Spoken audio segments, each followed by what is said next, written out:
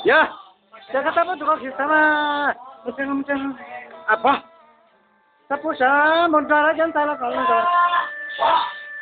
Kau mau kan jadi sama. Ya tak mà kau nhắn đến gì tak mà ăn rồi.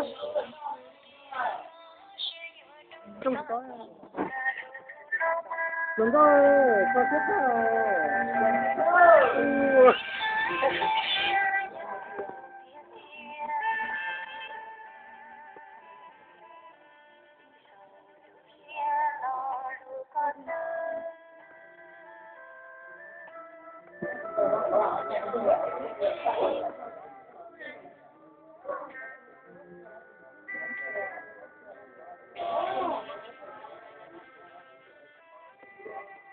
Lần gần nữa nó ăn không à?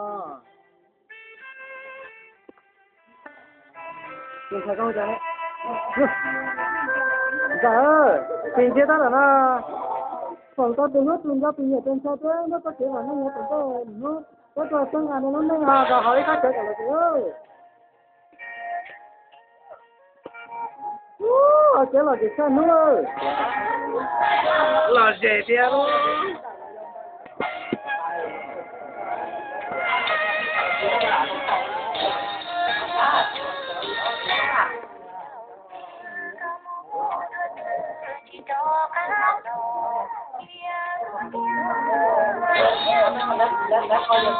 Này mà nó thích thể thao.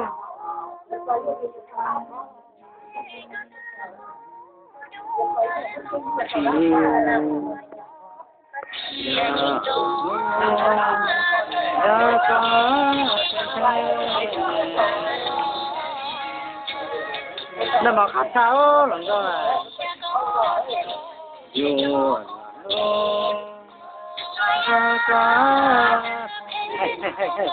Hey, tụi tiêu cho nó, tụi ta tiêu cho nó.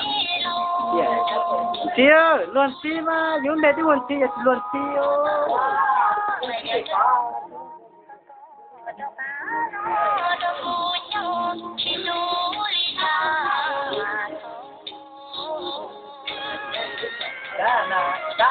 Nah, sao nó bảo cắt thanh nhá.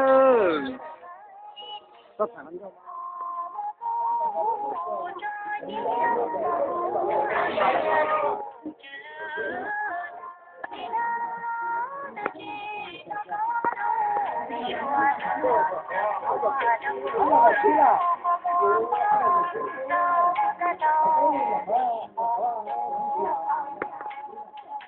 Betul, tapi lah sana.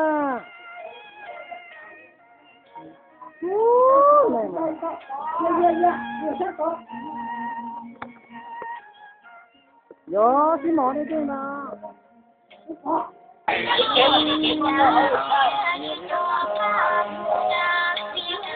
Đó,